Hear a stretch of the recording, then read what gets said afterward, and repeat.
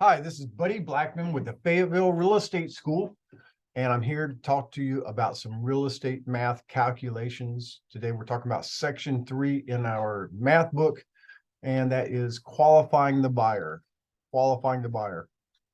Now, lots of times we as real estate brokers, we are sending our buyers to the mortgage broker, the lender, the bank, for them to qualify. The real estate commission, they would like us to know the process and of how we qualify a buyer. So in section 1 of the original math book, we discussed principal and interest payment, or the P&I. In qualifying the buyer, we must use the entire payment, which is the PITI, principal, interest, taxes, and insurance. All right, so let's get right into this. And there we go, qualifying a buyer for a mortgage loan. So in pre-licensing and to get your real estate license, we're going to use the conventional loan ratio of 28:36. 28 is what we call the top end, 36 the bottom end, or the top ratio, the bottom ratio. The 28 portion of the qualification is qualifying the buyer on the monthly payment. We're going to see how that works. And the formula for qualifying the buyer on the top ratio is the PITI, which is the entire monthly payment, the PITI divided by the monthly gross income. That must be less than or equal to the 28%. So in qualifying buyer, you always remember that you use PITI and you always use the monthly income. So if the problem gives you an annual income or a quarterly income, you're going to have to convert that over to a monthly gross income. An example here, the PITI for the home the customer wants. Figure the PITI for the home the customer wants. Now you determine your customer's monthly gross income. Assume the PITI is 876. So it's given us 876 as the PITI. The customer's annual gross income is 43,500. So we're going to have to convert that from annual over to monthly. There's 12 months in a year. We're going to divide that by 12. And then that will equal a monthly gross income of 3,625. And then we put it into the formula. 876, which is the PITI, divided by the 3625 equals 0.2417. We multiply that by 100. Always multiply that answer by 100 to change it to a percent. That equals 24%. And remember, it has to be less than or equal to the 28 in order for that buyer to qualify. And so this buyer does qualify on the income alone. Also, please note that you must qualify on the top ratio and the bottom ratio in order for the buyer to qualify for the loan. On the bottom portion, or the 36 portion of the qualifying rule, you again use the monthly income, but this time you add any of the reoccurring debts to the PITI. So if we use the sample from the previous sample, we're going to take the PITI, we're going to add a $205 monthly car payment and a $125 credit card payment, and then divide that by the monthly income. So 876 plus 205 plus 125 equals 1206.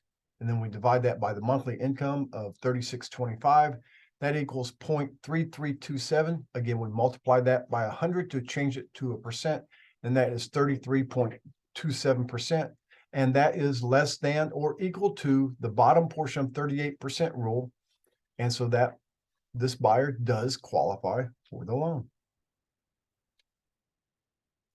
All right, here's some of our sample problems, and let's look at each one of these. Arthur earns $28.50 each month. So we already know we have to use a monthly income, and there is our monthly income right there. So we got the first part of the equation. Wants to buy a home under a conventional loan program, the 2836 rule. The home he wants costs $95,000.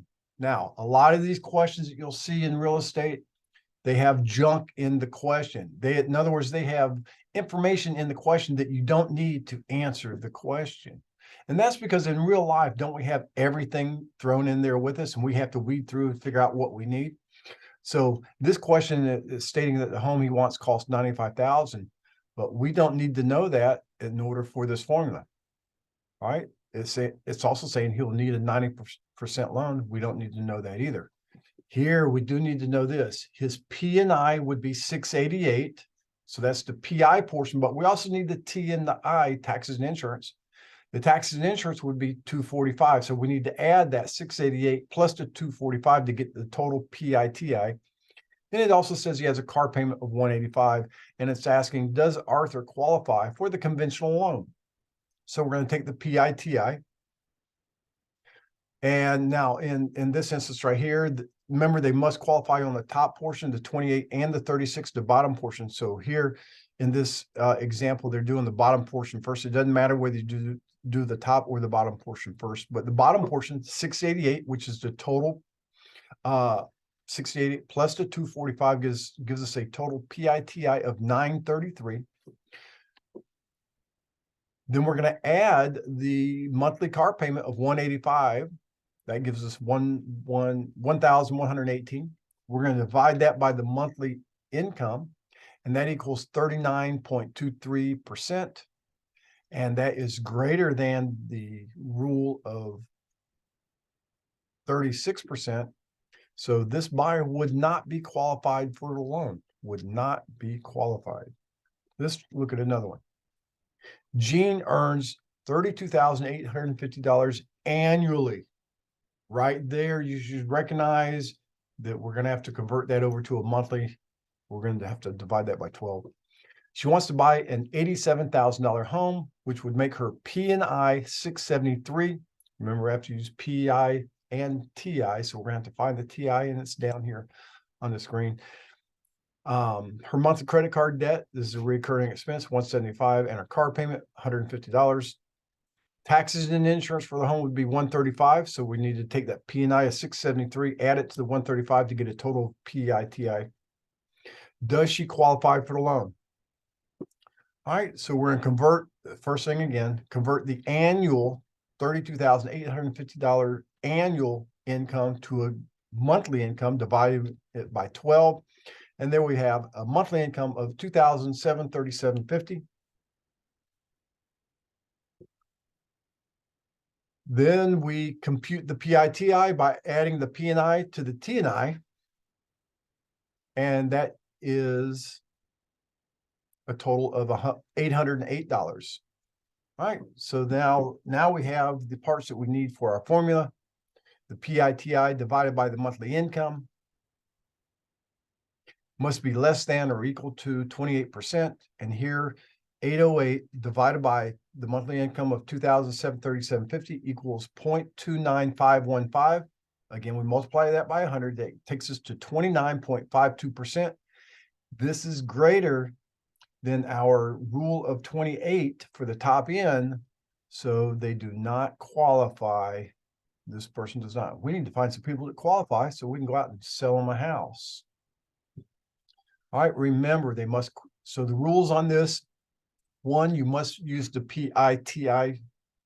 You must use a monthly income. And they must qualify on both the top end and the bottom end, the 28 and the 36. All right, and that's it on qualifying a buyer. Here's another practice problem.